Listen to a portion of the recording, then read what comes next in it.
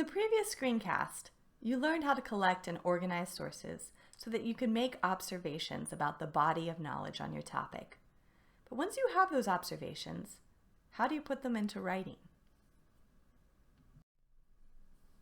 All literature reviews, whether standalone or part of a larger work, whether selective or comprehensive, begin by justifying the significance of the topic.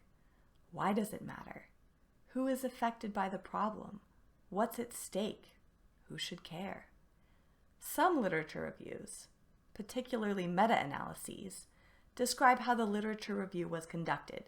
For instance, what databases were consulted and what search terms were used.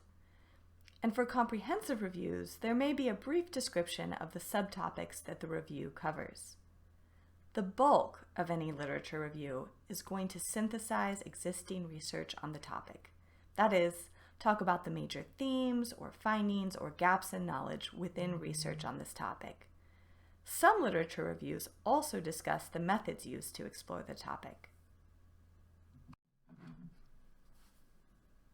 The APA Publication Manual offers these 3 organizational strategies for a literature review: similarity in concept or theories of interest, methodological similarities among the studies reviewed, or historical development in the field, which is most commonly used in dissertations.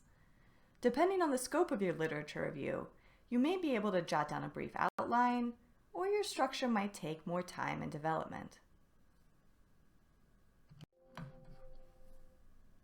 Standalone reviews, like the one we've been discussing about monitoring training load, tend to have this structure. They introduce the problem and its significance.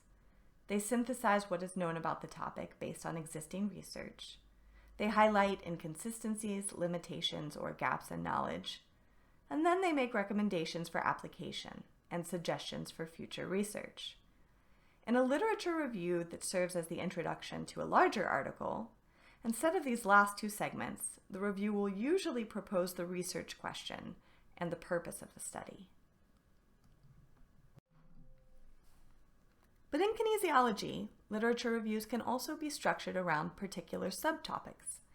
These are the 12 sections in the monitoring training load article we've been discussing. I've color-coded these sections because I noticed a trend. The first 2 sections are mainly giving us background, defining key terms, and justifying the need for the review.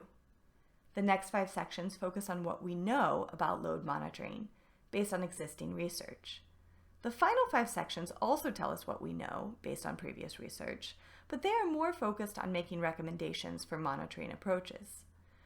Your literature review for this class will also probably be structured around a particular set of subtopics relevant to your sport. Those subtopics will include a movement analysis, a physiological analysis, and an injury analysis. Okay, before I wrap up, I want to emphasize a few final tips.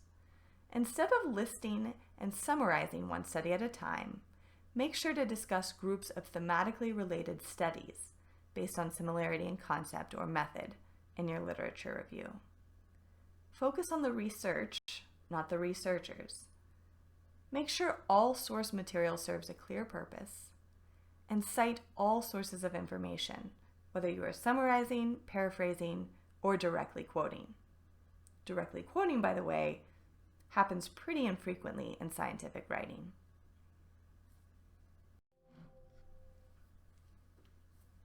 One thing to keep in mind is that the University Writing Center is here to help you during any stage of the writing process. We'd love to help you come up with an outline for your literature review or your larger paper, or we could give you some strategies for revising and proofreading. Just go to our website and click on Make an Appointment to book an online or in-person consultation with one of our highly qualified peer, graduate, or faculty consultants. The Writing Center also has an amazing collection of online writing tips and resources on our website. Just click the tab on the left-hand side of our homepage. And voila!